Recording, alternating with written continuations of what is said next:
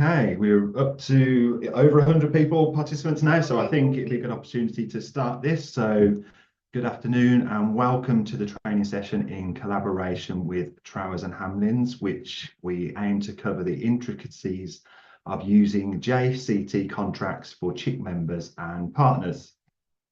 The running agenda will be a little bit of information about CHIC from myself, and then I'm going to pass over to Katie Saunders from Trowers, who will provide a comprehensive overview of the JCT contracts, including best practices for their application. She will delve into the amendments and changes introduced in the 2024 suite of contracts, highlighting those appropriate to social housing. Following on from Katie's slides, we will have CHIC's commercial coordinator, Kieran Waud-Shaw, and he will discuss when the contract changes come into effect through the CHIC frameworks and how they will be applied. Following on from Kieran, there will be a Q&A session where there is a box for you to pop any questions in there, and we will aim to cover them all off. And also these slides and the recording will be available through our website and on our YouTube channel. So without further ado, I think I will kick off. So next slide, please. Thank you. So I'm Mike Harris, Head of Partnerships at CHIC. Essentially, my role is to work with the contractors and suppliers on our frameworks, ensuring that they are behaving themselves essentially and making sure that we get the best out of our frameworks for both CHIC and for the supply chain. So a little bit about CHIC. So CHIC at the moment has, it says on there 200 plus members. We're up to about 280 members across the country. They are including housing associations and local authorities. We are now, myself and the rest of the partnerships team, managing about 1,300 suppliers and contractors across our dynamic purchasing systems and our frameworks. These frameworks and dynamic purchasing systems offer us over 40 different routes to market, covering everything from digital mapping right through to legal frameworks and everything in between. So far, CHIC has helped to support over 2 million homes across the UK. We currently have close to 700 live contracts with approximately about 220 million pounds worth of spend running through our contracts each year. So the services that we offer, if I would flick to the next slide, thank you very much. So we have essentially we have 8 pillars, 8 service lines, and these service lines cover all of our frameworks and our dynamic purchasing systems. So it covers everything from material supplies, which involves kitchens, windows, doors, timber, radiators, everything that you could buy from a merchant. So building safety and compliance as well, which is very, very hot on the agenda at the moment. We've got a new build framework, which we launched earlier on in the year. Capital and planned investment, which is a huge part of CHIC's spend through the frameworks. Professional services, so all the legal sides of things can be covered in there. Decarbonisation and renewables. So we're having, we've just launched our Healthy Homes framework as well, which covers off decarbonisation, retrofit and disrepair schemes. We are starting to see huge amounts of interest in that framework as the SHDF Wave 3 funding has now opened. We also cover off technology solutions, which gives our members access to digital twinning companies and companies which use drone technology. And then finally, we have facilities management.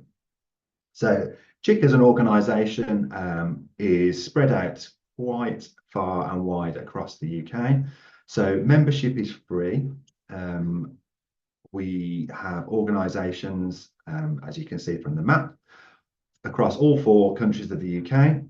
So we just had a couple just joined us from Northern Ireland. So predominantly we are very heavily sort of based in the West Midlands and down into the southeast.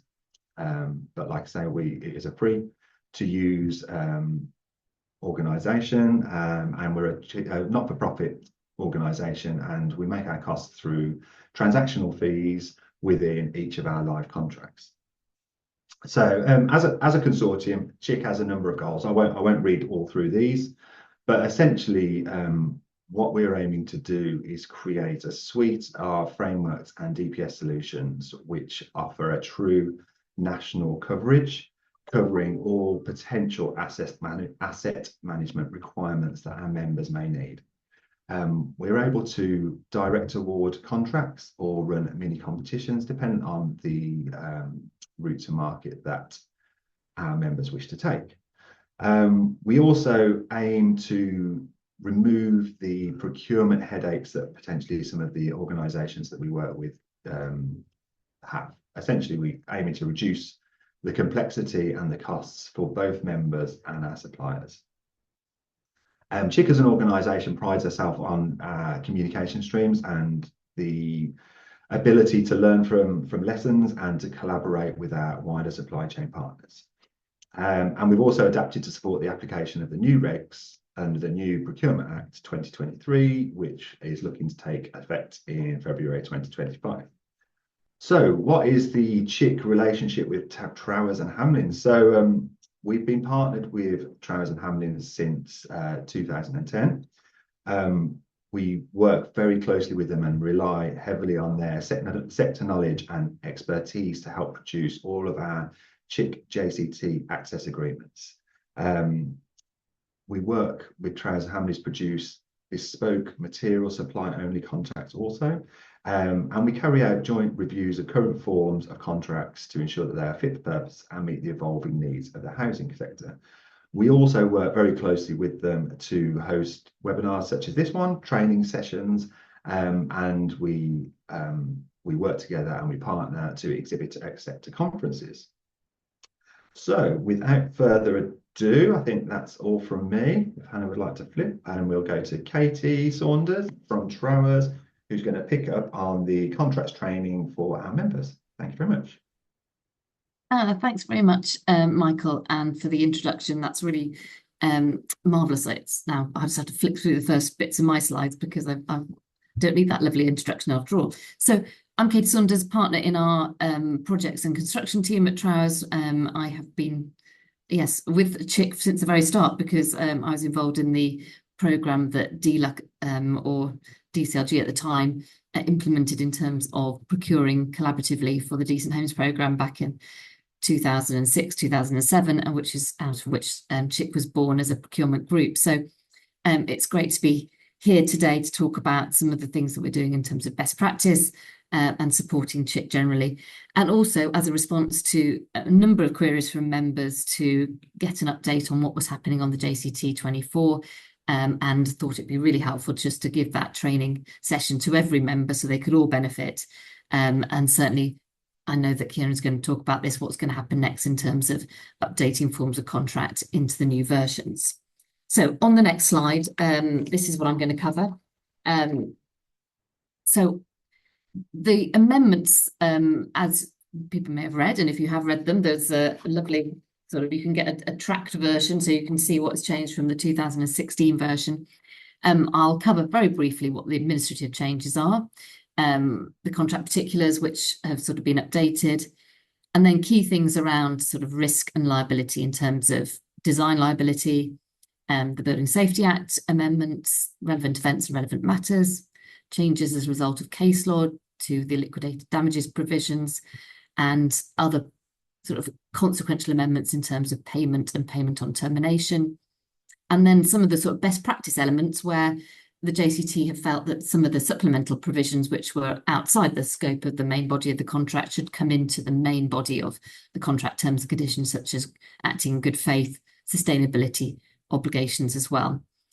I'll summarise all that and then think about what might be the next step, what might have been missed, and where you might want to make further amendments. And then we've obviously got time for question and discussion, but that'll be after Kieran's update.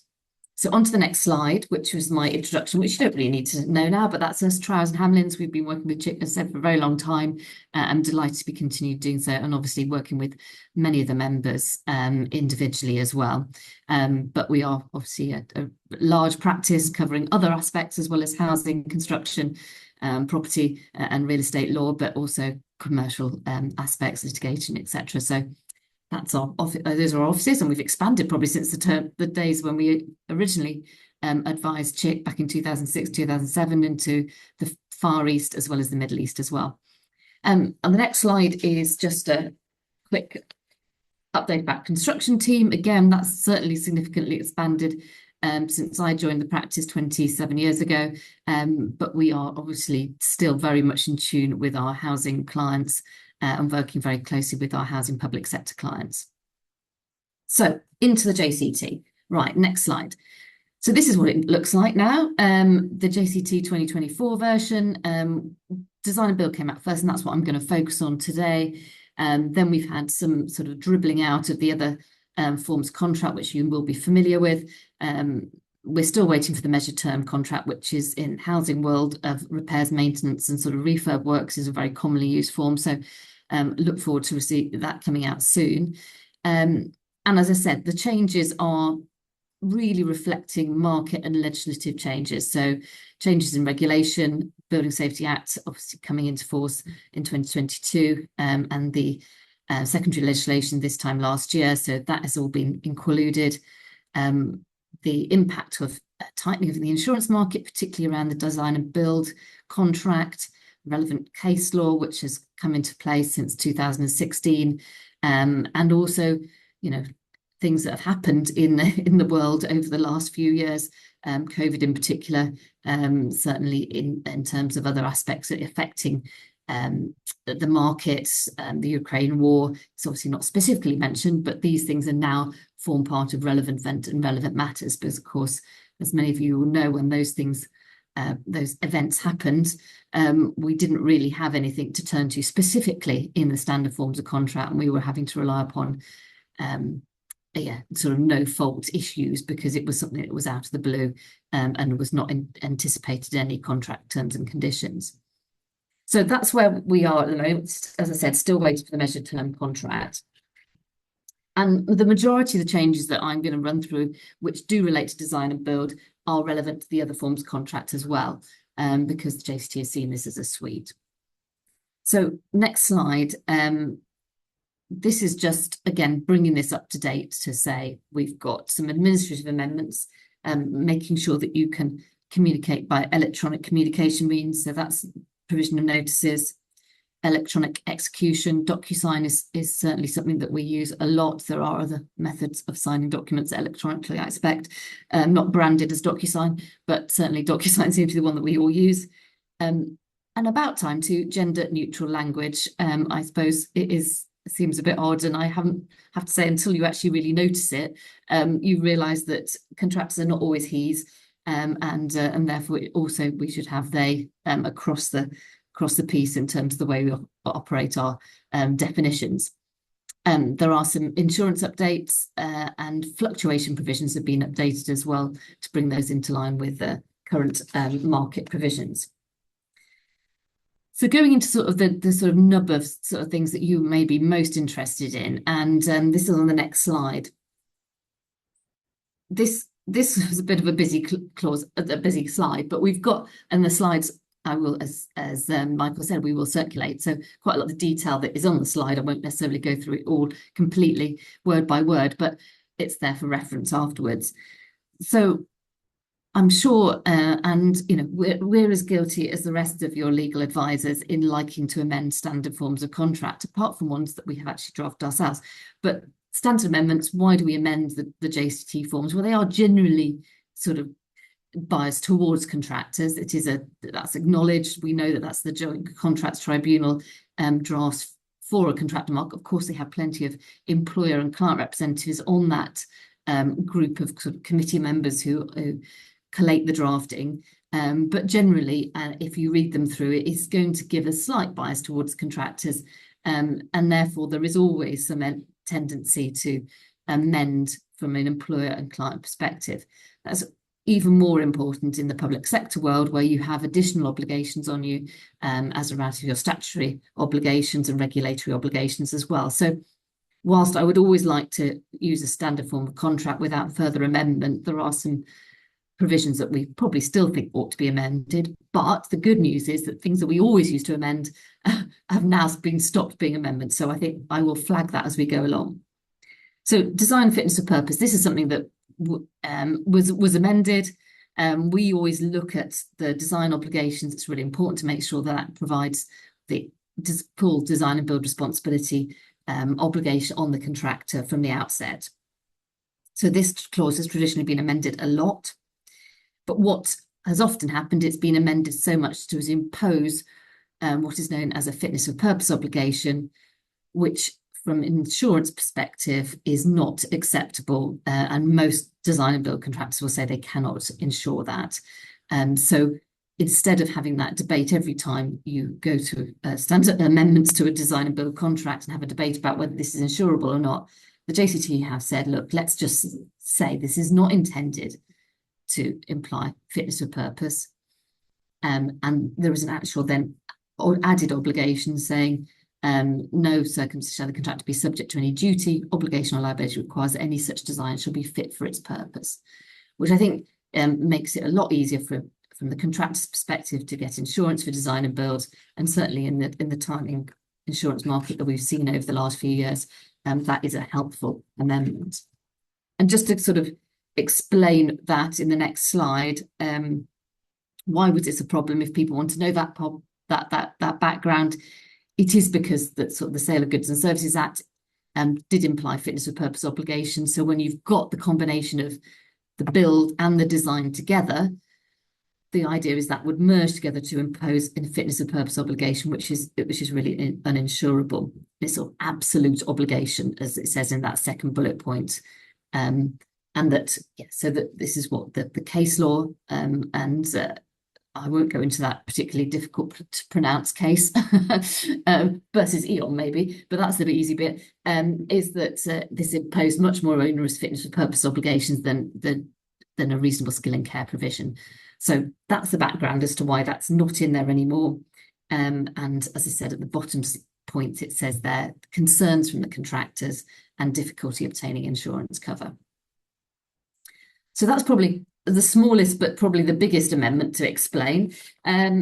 Next on to building safety. This clearly in the housing world and across, of course, all building contracts is really an important shift change in the whole of our sort of regulatory obligations in terms of fire safety. So we were expecting, to be honest, that the JCT were going to go to town on this, because we do consider, and I'm sure you've heard many of the Trowers team and other law firms talking about the impact of the Building Safety Act as being one of the sort of most significant changes in legislation over the last few years, or last decade or even 2 decades. So the fact that the JCT haven't really taken this as a major sort of set of amendments is quite surprising. So what have they done? And then I'll talk about what they haven't done. So as we all know, we've got Building Safety Act applies to all projects involving that need building regulations approval.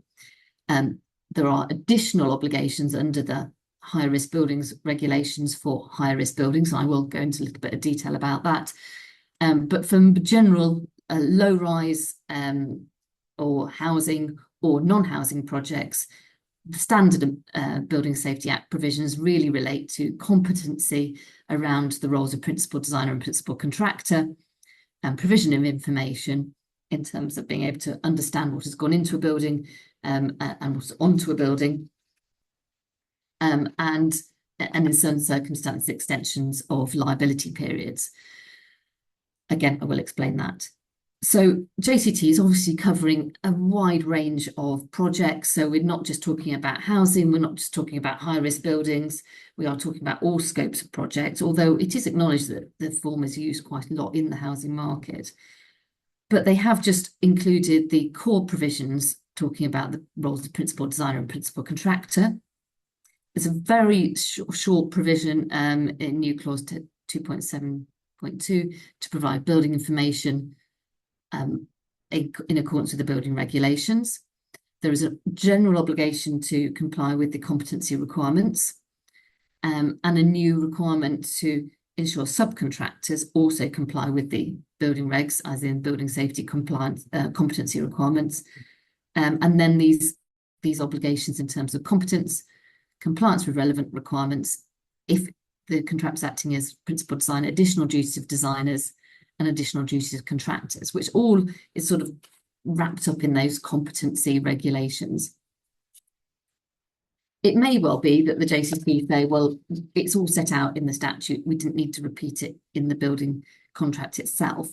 But I think we are finding, and certainly the market is finding, that it's much easier to understand exactly what you're supposed to be doing if it's written into a contract for a particular project, rather than harking back to the legislation, which is the Building Safety Act plus, I don't know, it's about up to maybe between 10 and 15 separate pieces of secondary legislation, which is quite difficult to get through, even if you are a construction lawyer. So I think, yes, it's easier to write it down what you're expecting your contractors to do, and that certainly would be our preference if we were going to update a set of amendments to cover that.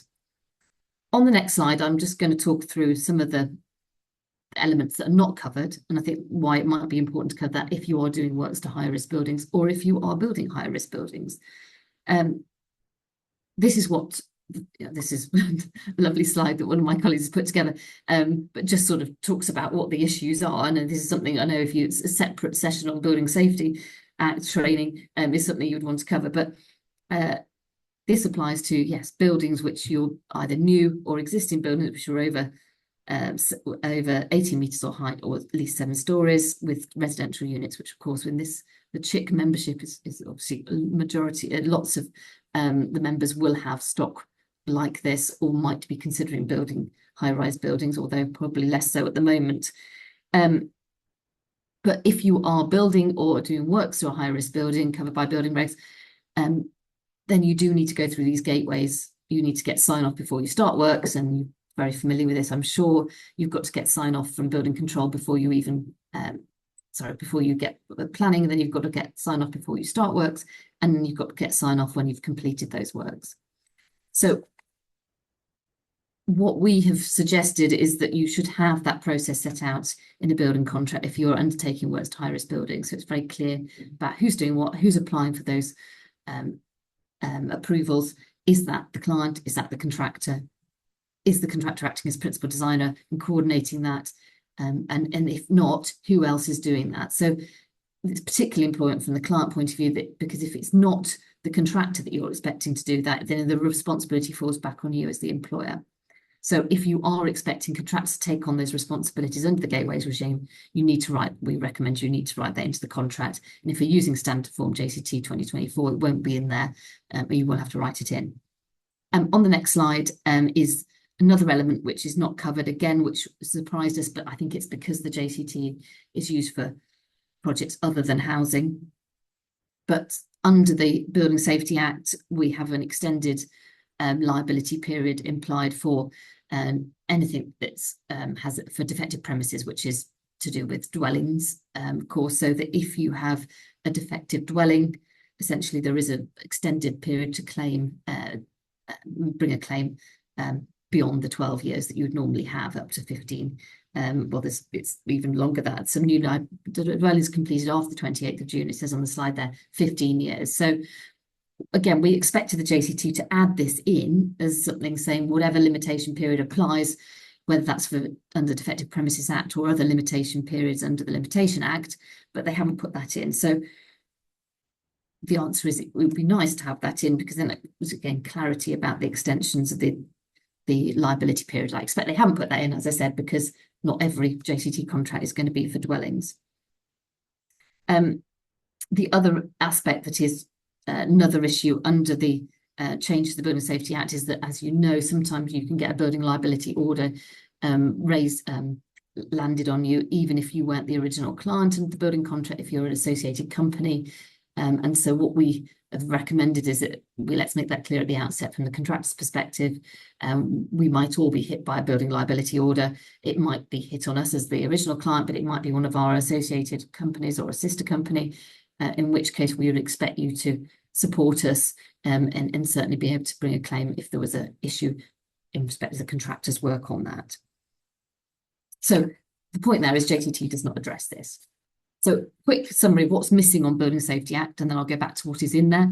So the next slide just talks about, let's just summarise what I've just said. We haven't got the extended limitation periods written in. We haven't got the gateway regime.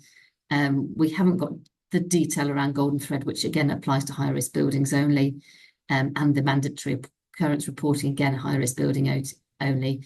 As I said, statute, I think that's because they feel that the statute duties would apply, but for clarity, we've suggested that might be something to think about. So back to what is in there, other changes. So the next slide talks about relevant events and relevant matters. So just for recap, relevant events are events that during the course of a project give rise to additional time that the contractor can claim. A relevant matter will also add money to that, so additional time and cost. So as I said before, things that we never anticipated happening, such as an epidemic, is now written in. So we've now got new clauses and relevant events and relevant matter for epidemics. We did, and this is why I said before, when COVID caused such delays and sort of shutdowns on site, we all looked at the change of law provision, but we've also now expanded that to cover guidance from government, local authorities and CLC. So again, it's now bringing back memories, but of course, at the time when the changes in site conditions were implemented, clearly no contractor was going to say, well, I've priced for having all these washing facilities on site or separate provisions or one-way systems around the site. This is going to take, it's going to cost me, and it's going to take more time to complete the project because of the way we're doing this. So that is now part of the relevant matter and relevant event. So and Construction Leadership Council, who led on that guidance around working conditions on site, that's why they're referred to as well. Those relevant events and relevant matters in terms of epidemics gives rise to termination if either party, of course, a suspension of the works. Again, we didn't have that because at the time we just were looking at the standard provisions and what you could do after a certain amount of time. I think it was, now recalling, 3 months at the time under the standard provisions. So again, clarity around that if ever, and touch wood, I hope we don't, another epidemic breaks. In order to be considered relevant matters, we do need to select those in the contract particulars, but otherwise you would expect they would just be standard relevant events. They would always carry time unless that's obviously been amended. So next slide is another amendment to relevant events. 3.15 is being extended to cover discovery of any asbestos, material unexploded ordnance.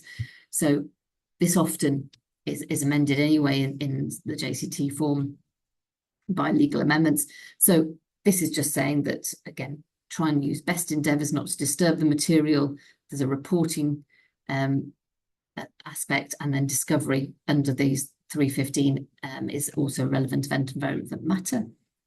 And then the other element is just sort of speeding up the time period for making decisions around extension of time. You can request further information from the contractor about the impact of the extension of time within 14 days, but the client has to reach a decision in 8 weeks rather than 12 weeks, which was previously there. So again, trying to speed up some of the processes, but recognising that we will have, I suppose, additional claims for these types of events and occurrences. So next slide is looking at liquidated damages. There's a case which you'll be relieved I'm not going to go into, but it's been a case around for a while, so three years, and therefore you will have found, and I think I was just checking this previously, in the contract form that we drafted at the amendments to the JCT Design and Build 2016 for the new build framework, we would have included this because the case had already come out. But this is all about what happens to delay damages when the contract's been terminated. Is it fair to keep the contractor, into infinity if you haven't finished the project, still on the hook for delay damages? Well, clearly that doesn't seem to be fair.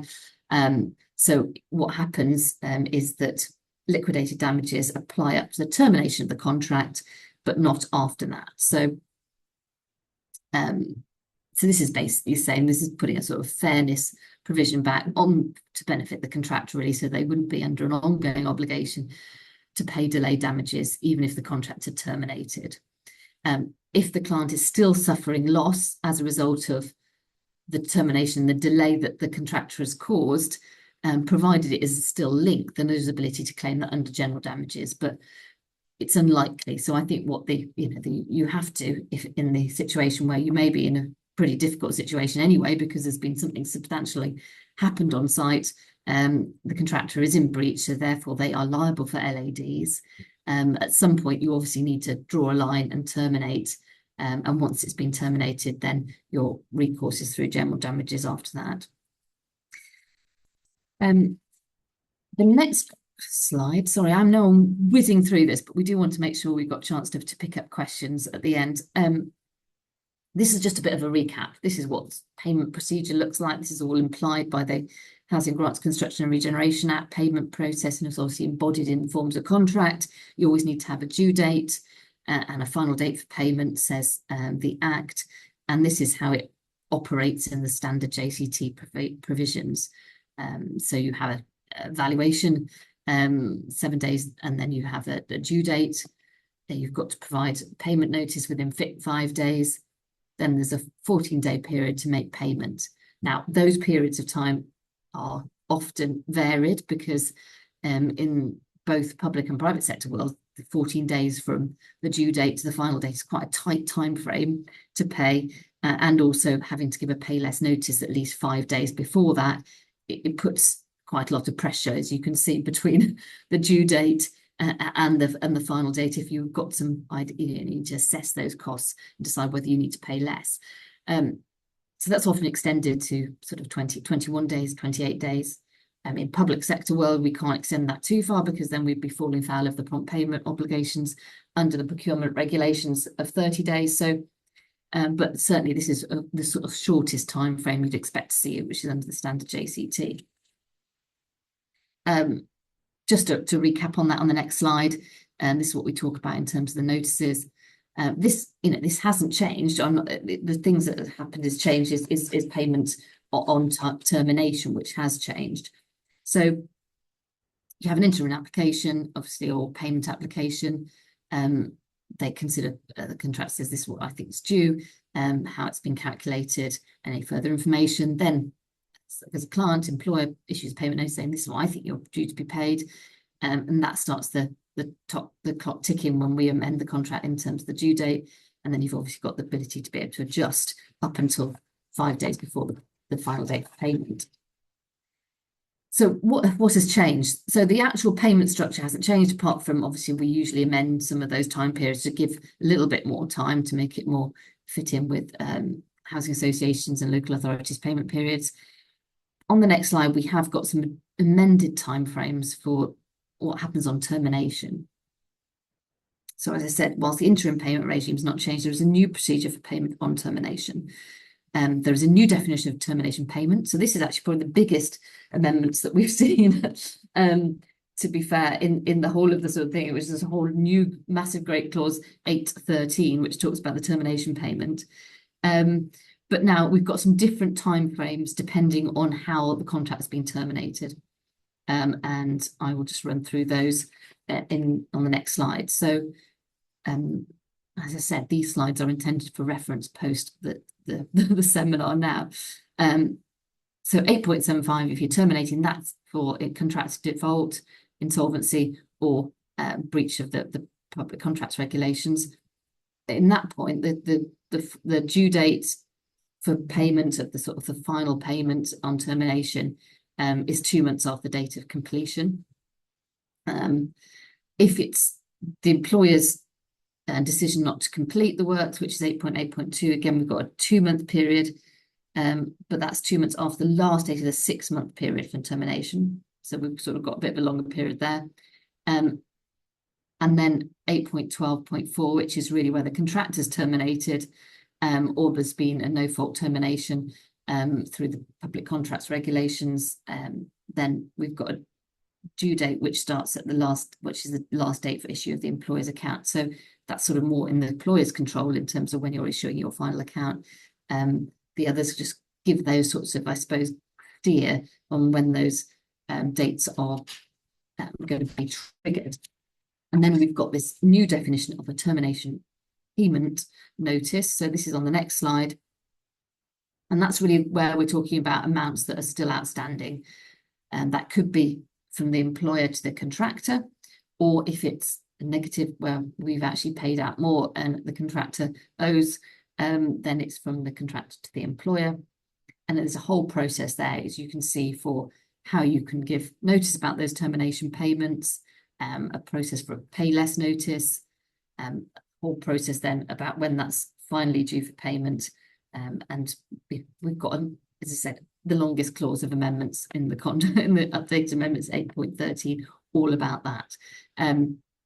Now, for many of you, you won't have to look at that because we've not been in a situation where you're terminating contracts partway through a project. Having said that, of course, we have had a number of insolvencies in the sector, and therefore we have been looking at the termination payments way more than we would expect to have done the previous 10 years. So I think it's worth being up to speed on that, checking whether that's something you are going to be compliant with. And I mean, at the moment, we're not saying we're going to amend that. That's just going to be in the standard form as it is. So the next bit, and I'm just conscious, the last few bits are some provisions that have always been in the contract, but have always existed as supplemental provisions, so therefore were optional. So the first one is one of my favourites, a nice collaboration, good faith, trust and respect provision.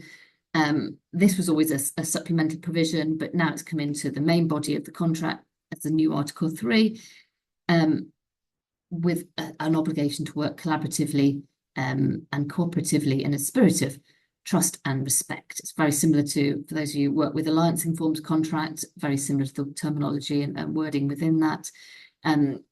My colleague who presented this on this previously had about 1,000 slides talking about what we meant legally about collaboration, good faith, and the case law around what that has meant in practice. I haven't gone into detail on that. I think it's a good element to have in the contract to demonstrate that we are trying on most projects to work collaboratively together, and going into detail about exactly what that means, how far you need to go to work collaboratively.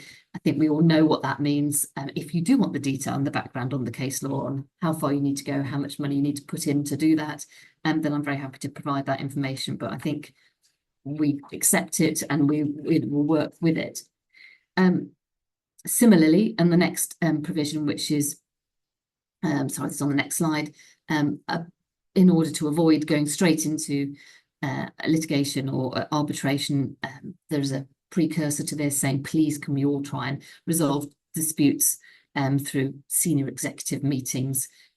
So a sort of problem-solving hierarchy type provisions, again, similar to alliancing forms of contracts, to have that initial discussion first before you go off into a much more litigious version. We can't make that as a precondition to adjudication because that has already got a fast track route anyway.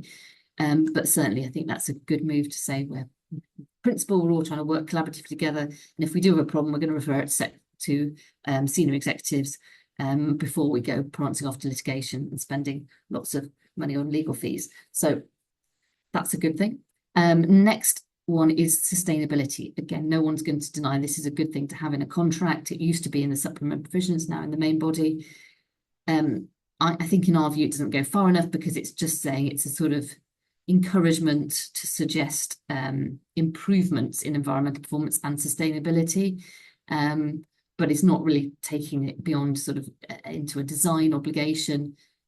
So we're not sort of imposing additional sort of design obligations as a result of that, which to some degree might need to be done in order to take through those sustainability obligations. But I can understand why JCT have not done that, because that could then create precedent for a change, additional time and cost, etc. So I think the principle is good, that we are thinking about sustainable provisions in JCT forms of contract, and that there is an obligation on the contractor to provide that. You may say it should be a mutual obligation. Both client and contractor should be working collaboratively to look at the best ways of delivering a project in the most sustainable and environmentally sustainable way. So on the next slide, we have picked a few holes in that. I think we could probably tidy that up, saying it's a bit wishy-washy. There's no incentive to do it. No procedural timescales, doesn't extend to a design. And compared to supplemental provision 7, which I've listed on the next slide, that does include obligations in respect to design to improve cost savings and value improvements, then it's not really going that far. So on the next slide, that's what supplemental provision does. I'll just go on to the slide after that so I can wrap up to give Kieran some time. This is where you can find better green draft. If you're really interested in putting some sustainable objectives, both in the KPIs and into the contract itself, then this is the sort of clauses you should be having a look at.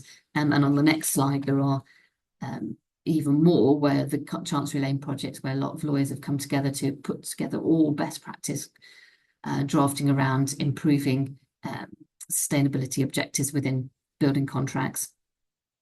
And so there's loads of sources of green drafting if we want to include that rather than just relying on that slightly loose sustainability provision. So in summary, this is the last slide. I mean, it's a bit harsh. The changes are somewhat underwhelming. They obviously have recognised the changes in legislation and statute and case law, so we have got some improvements. That means there'll be less amendments from lawyers. But it's not as far as we'd expect, particularly around sustainability, particularly around the Building Safety Act. And I think for housing in particular, where we have such a concern around fire safety and the safety of all residents, it is important to be very explicit about what you're expecting your contractors and indeed them to pass down to their subcontractors to do in building contracts, particularly if you're using the design and build version as well. So looking ahead, the last slide now, if you just move on to that slide, yes, so, oh, sorry, we are back to Kieran, but just the last bit I want to mention, we do have some new legislation coming in. We're going to have to look at AWAB's law and the obligation to bring contract amendments in terms of providing information to tenants and response times. That's more on the repairs and maintenance side, but that may be something we pick up on the JCT measured term. Future Homes and Building Standards is going to come into force, and again, how is that going to be impacting the contract, or whether that's just going to come in through the employer's requirements. We've got a new Procurement Act, which is supposed to be coming out this month, but it's now February. And then also the implications of the Grenfell Tower inquiry and the final report as well, whether there are going to be some further legislative change as well. So I think it's not done because of building safety and the issues we see around housing and the spotlight that's been shown by previous government and new government on existing housing and building new housing. So I think we will see some more things that we might want to put in as additional provisions, particularly for housing projects. So that is the end. I'm going to hand to Kieran now. Thank you very much, Katie. Massively comprehensive look at the JCT changes. We're just going to hand over to, before I hand over to Kieran, actually, can I just, if anyone's got any burning questions they want to ask, there's a Q&A box at the bottom. So whack your questions in there, and then our expert panel will do their best to answer those for you. So without further ado, I'll pass over to CHIC's commercial coordinator, Kieran. Thank you, Mike, and thank you, Katie. My name's Kieran, and I'm commercial coordinator here at CHIC, working within our commercial team. So the role of the commercial team in terms of contracts at the point of a direct award being set up or off the back of an award being made following a tender process, the documentation reaches us where we draft the contract and compile a contract pack, including all of the relevant appendices. For this, we have use of our own suite of access agreements that were produced in conjunction with Trowers for our sector. These are tailored for use across a wide-ranging suite of frameworks, so we have that flexibility of what we can call off from. So we do have numerous avenues of support we can provide. We're able to assist with contract selection, matching the appropriate contract to the project that's been undertaken. And we're also able to support on any amendments that might be required to the contract, and including any of your own specific clauses. That's whether they're appropriate, how best to implement them. We can offer advice on all of that to tailor the contract to your specific requirements. As essentially they are your contracts, we're here as a support mechanism, but we wish for them to operate how you intend. And on that note, while we have our own suite, we can also implement your own contracts if required, or if you have a specific contract type you've used before, we can adopt those under our frameworks also. So in order to compile a contract pack, our member services team produces a contract request form with the key contract information, value, term, signatories, etc. Once all of that information is obtained, in order for us to then populate the contract. We then pull together and conduct a review of the specifications and pricing models. We look at the insurance levels within the contract. And finally, we undertake a review of the relevant key clauses within the contract, liabilities, annual increases, warranty, etc. So we do have a 10-day SLA to turn around those contracts. That covers drafting, implementing party-specific requirements and any initial requests for information. But following the draft then being returned to you, you will have the opportunity to review the final contract before they go out to whatever degree of scrutiny you require, and with your internal legal teams, just to ensure that that finalised version that does go out for signature is approved by all parties, and there's no delays then at that stage. So we do then use DocuSign to issue our contracts out for a digital execution. So that will arrive by way of a DocuSign link by email, which you can access to review and execute your specific part of the document. Reminders for obtaining that DocuSign signature will then be issued every 4 days from the initial link. So no worries about them getting lost in a barrage of emails. We can accommodate a wet sign process if required, but we would recommend the use of DocuSign as the optimum way for signing. This is a fully auditable process. All parties have simultaneous sight of the document. It does save time and paper change in hands, and then all parties will automatically receive a copy of the signed contract upon completion. So on to the next slide. So in terms of next steps for CHIC, and off the back of Katie's presentation, we have recently commissioned Trowers to undertake a review of all of our CHIC access agreements, including the JCT contracts, as we look to bring them in line with the 2024 changes, as well as current industry best practice. That's been undertaken for completion in CHIC's current 2024 to 25 financial year, which is July to June. Trowers will also be reviewing our framework agreements with a view to adopting an FAC1 on future appropriate frameworks, as we have with a couple of our recent framework launches, those being our new build framework and the kind of FAC1 light version we adopted for our recent Healthy Homes framework. It might be that we go down a similar route to those this time round, or we adopt a kind of hybrid of best practice with our more conventional framework agreement. And finally, Trowers will also be reviewing the execution process, our use of DocuSign and its future potential audit capabilities. So following conclusion of that review, copies of all new access agreements will then be issued to all of our supply chain partners on our existing frameworks for seamless adoption across the board. And that's it for me. I'll hand you back to Mike. Thank you. Thank you very much, Key. As you can see on the screen now, we've got any questions that you'd like to send through to either CHIC or through to Trowers. You can see the email addresses on the screen.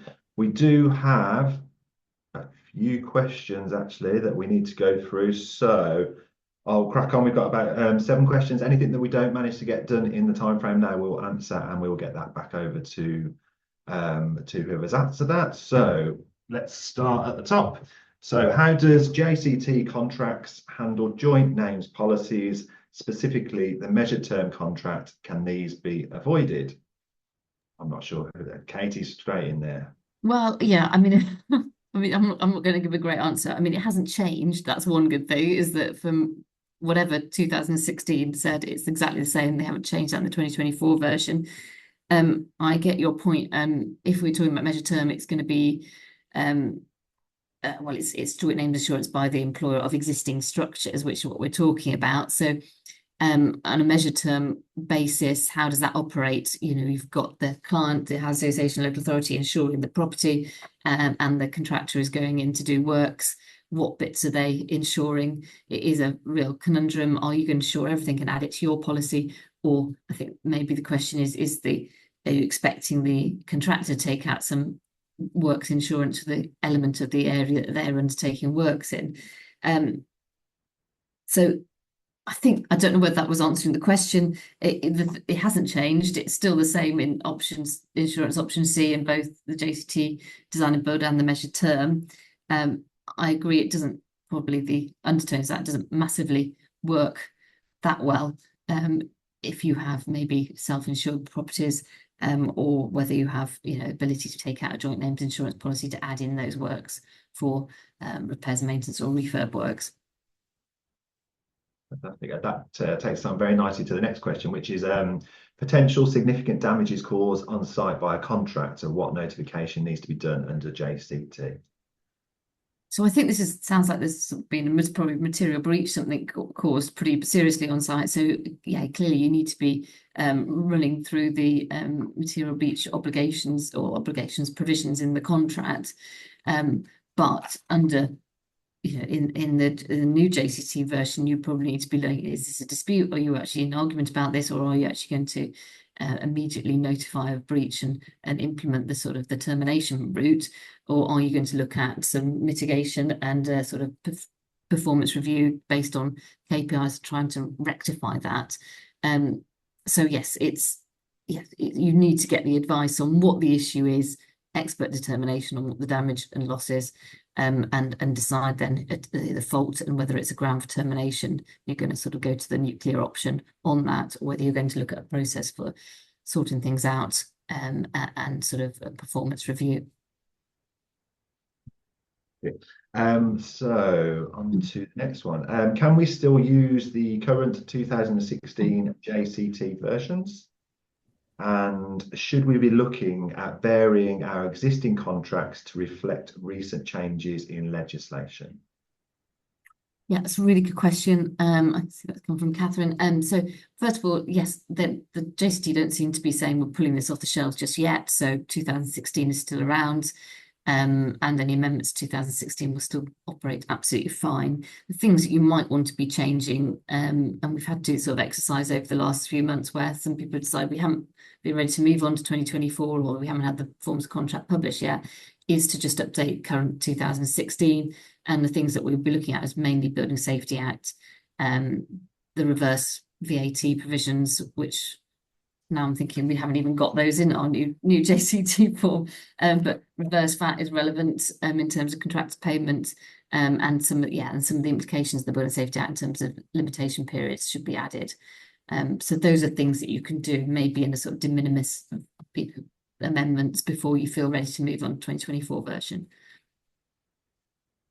You are the oracle of JCT, Katie. I have much more knowledgeable colleagues in the office here, so yes, we've all got up to speed on JCT pretty quickly. One further question: a potential significant.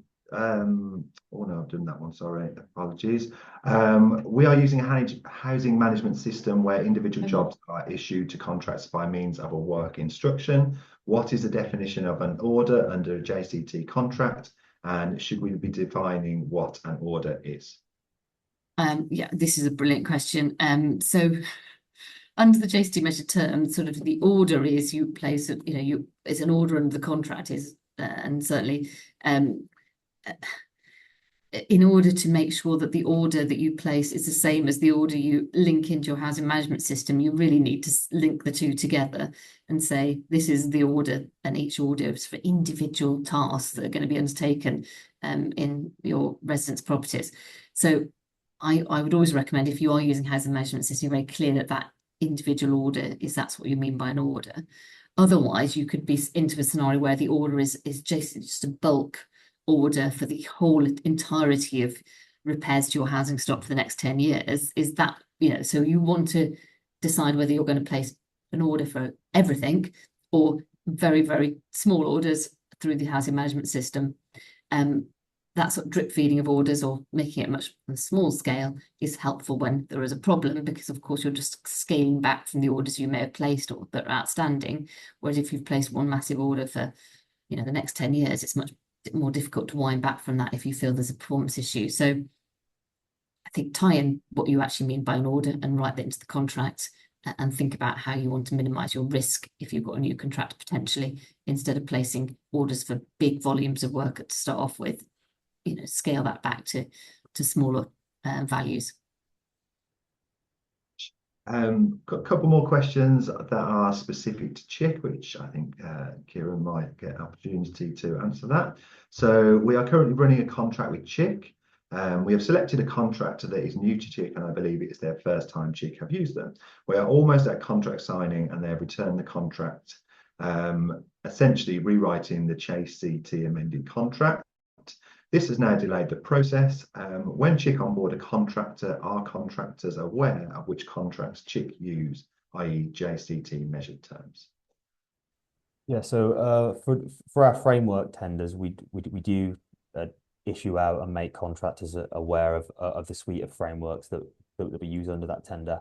And then for kind of mini tenders through the DPS, the contract that's being used for that tender is again kind of determined and made available early in that process, again to try and avoid those scenarios happening where amendments are being made later in the process, because we want to be at a point where kind of any amendments to the contract can be agreed as early in the process as possible, essentially. So yeah, we do make contractors aware of our suite of contracts as early as possible. Thank you, Kieran. And do CHIC have a preference from the suite of housing repairs where numerous contractors are required for various trades, also a preferred contract for capital projects with an average value of 500k? Quite a specific question. We tend to use the measured term contract. That's kind of our most used contract for sort of capital works and contracts of that value. So kind of off the top of my head, that would be the preference there. Fantastic. And a couple more minutes. So are JCT introducing a target cost mechanism to promote collaborative working and shared risk? Sam, I don't think so. Certainly not in this version yet. We've still got a contract sum. We've still got a fixed contract sum. I'm now quickly checking, and the fluctuation provisions have come out as well. So I don't think we're quite at that point yet. If you want that type of arrangement, you should be looking at other sort of alliancing or NEC forms of contract. And finally, as we've got 2 minutes to spare, does JCT support using DocuSign? I know you covered, I know you mentioned. Well, it is electronic. I think there isn't a process now. If you bought the JCT sort of digital version, then it would be able to be signed electronically. They have changed the execution provisions to allow for that. And if we've got 1 minute left, I'll just reply to Catherine, which I didn't really give her a proper answer, which is talking about updating. But actually, if you are thinking you've got an existing contract in place, but you haven't confirmed who will be the principal contractor and who the principal designer will be for the purpose of building safety, you do need to do that in writing, whether that's as a sort of supplemental variation. But that is important to do, because if you haven't appointed them, then the roles fall back on the client. So as a very minimal, I would suggest if you've got contracts you just let they're on the old version which don't specifically say that, make sure you've written that in, that you have specifically said who's going to be the principal contractor and principal designer for the purpose of the Building Safety Act as well as CDM.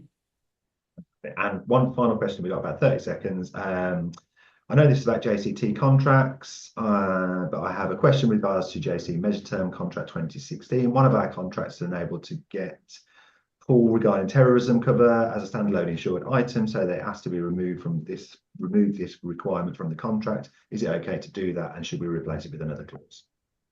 Yeah, I think it's a view as to whether you need terrorism cover. If it's an inner city site, I would say you need to try and find something, some alternative form of terrorism cover potentially. If not, in its, greenfield site in the middle of, Warwickshire, you're probably okay. Fantastic. Well, that draws us right on cue to the end of our webinar. Thank you very much for everyone who's attended. A great thank you to our 2 panelists. Like I said earlier, the slides and the video are available on our website and via our YouTube portal. And if you've got any questions, feel free to ping us over an email. Cheers. Thank you very much.